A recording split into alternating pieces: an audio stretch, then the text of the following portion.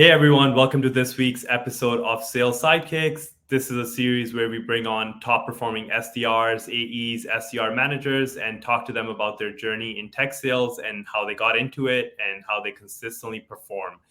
On today's episode, we have Animesh Shah. Animesh is an AE at Tipalti, but before this, he was an SDR at Salesforce who worked his way up to an AE role. He comes from an accounting background, which is interesting. So we're going to talk to him about how he made that transition from accounting to tech sales. So welcome to the show, Animesh. Hey, Mac. Yeah, no, thanks for having me on here. Looking forward to our conversation here today. Awesome. Yeah. So I think a good place to start would be if you can just give a quick snapshot of your career so far and how did you get into tech sales? Yeah, I guess that's a good place to start. So, I've been in sales now for the last 5 years. Before that, like you mentioned, I was in accounting. So I was in a finance role for about 7 years. I decided that it just wasn't for me, and I started to really look back and see what I really wanted to do. And I came across a path into a career in sales. So I started at a company called Venn. I was there for about a year in their SDR role. And then I went over to Salesforce as a BDR and, got promoted to account executive there. And now I've made my way to Tipalti in a account executive role as well. Awesome. Yeah, no, that's great. It looks like you went through a few different sort of companies there. And as we know, every company is different. And I think a place I want to go to, and if you can kind of recall back on your initial switch from accounting to an SDR role, what did that job hunting process look like? And how did you sort of make a case for yourself that you wanted to be in sales in front of the hiring managers? Yeah, so I guess first is why did I make that switch or what I wanted to kind of do. So like I said, I just felt like I just wasn't fulfilled as much or interested in that accounting role. And how I got into tech sales or why I was interested was a few of my close friends were in the industry. They've been doing pretty well at that time, and I kind of grew fond of their lifestyle. Few things there was. Even just for myself, I'm a very social person and I liked to have that interaction with people, have those conversations. So being in a position where I can speak to more people, have that face-to-face type of interaction. It seemed like that was something that you could have in sales. Second, I wanted to be a part of the tech community. It was really growing a lot in Toronto at that time, and it still is, but it was really blowing up, and I wanted to be a part of that because there's a lot of companies that were creating opportunities. I wanted to see if I can situate myself there. And then third, a career in sales as well is the ceiling is really high in terms of potential earning, but it's really on you, and if you want to go after it, you can. So how I kind of broke into it then, I decided to just leave accounting, not knowing where I could go. But those same friends started to introduce me to other sales leaders, just to kind of have coffee chats, understand, the industry, what it would take, where I would fit in, or what I could kind of transfer in my skill set. After kind of understanding, the lingo, where I could fit in, I started to get introduced to more people, network. I would attend networking events. There's sales focused ones, there's tech focused ones. I'm just really putting myself out there, meeting as many people as I can, learning their experiences, how they got to, where they are.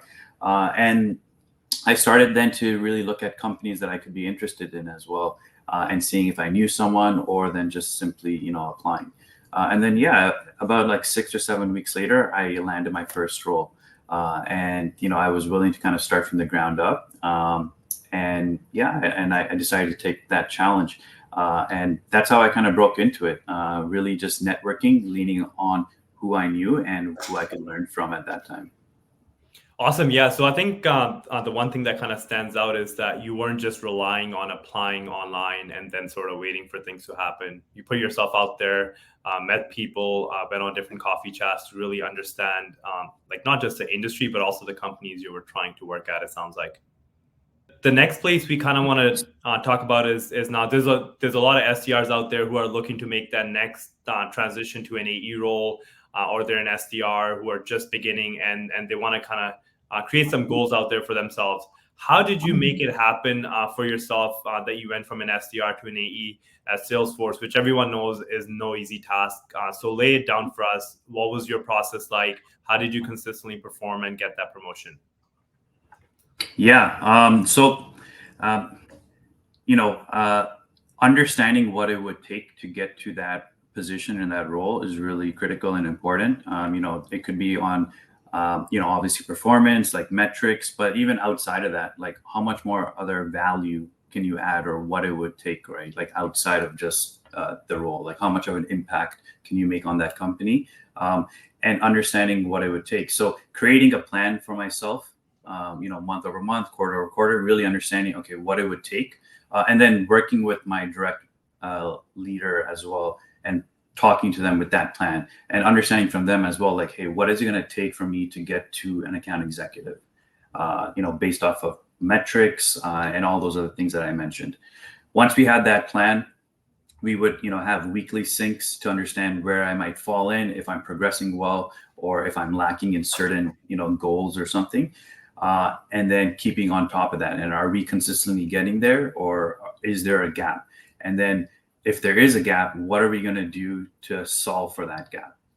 So there's some areas where I'm performing and excelling really well at, so I don't need to focus too much on that, just making sure that I continue to do that. But then those gaps, okay, what is it? Do I need to either, work on that skill set? How am I going to work on that skill set? Maybe then, from my direct leader or maybe a colleague that is doing well in that. So really addressing yourself and understanding that plan, but then asking for feedback continuously, not just from your senior leader, but also your colleagues. Feedback was really key in my success, and even right now, because if you don't know what you're doing, could be good or bad, then you don't know how to address it or solve for it. So I would always ask for feedback week over week, month over month, so that I know what it will take, and knowing that I can get to my goal. And I learned that early on as well in my sales career. Right. I think about 4 or 5 months into that first SDR role, feedback was key, and that's how I kind of got to where I am now. Of course, yeah. No, I think that's a great point. The ability to take constructive feedback and work on those things that you need to improve on. I think my next question is going to be around the transition from an SDR to an AE. For a lot of people, that transition can sometimes be difficult. So I kind of want to ask you, what was your workflow like when you made that transition? How did you, because there's a lot more things that an AE has to do at that point now. You're running discovery calls, pricing calls, demos. Mm-hmm. How did you transition from that role to an AE role and still consistently perform? Yeah, so my process during that at my time as an SDR as well was, okay, really making sure that I can own my role as an SDR, and what it would take in terms of hitting those types of numbers and so forth. But knowing that I want to get to AE as well, being able to understand what the work is as an account executive, like things that you just mentioned, right? Like running that full end-to-end sales cycle. So how I would learn about it is, I was really close with the account executives that I was supporting, and I would ask them if I can be involved in more of the deal cycle as well. So now I was exposed to a lot of those steps, and then also telling them and bringing my opinion already to them, or or ideas or thoughts, or so it seemed like we were already strategizing. I didn't need to, like, it wasn't part of my job description, but I knew that if I learned it, it's going to give me that advantage and edge, and knowing that when I am ready to get eligible for that account executive position, I know what it'll take, because it's like I've already done it. So once I felt like I was pretty comfortable as an SDR, I started to really put myself and to my account executives and be in those different situations. So it's like I already knew what it would take to be account executive, and I was bringing value on our deals already to those account executives, and they're really appreciative as well, and they like to collaborate with me.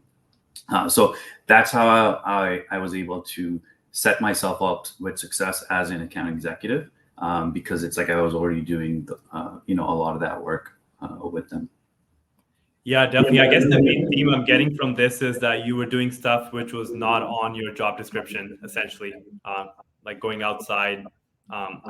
outside that sort of SDR role and trying and going above and beyond, really, to already become an AE before you even get the promotion.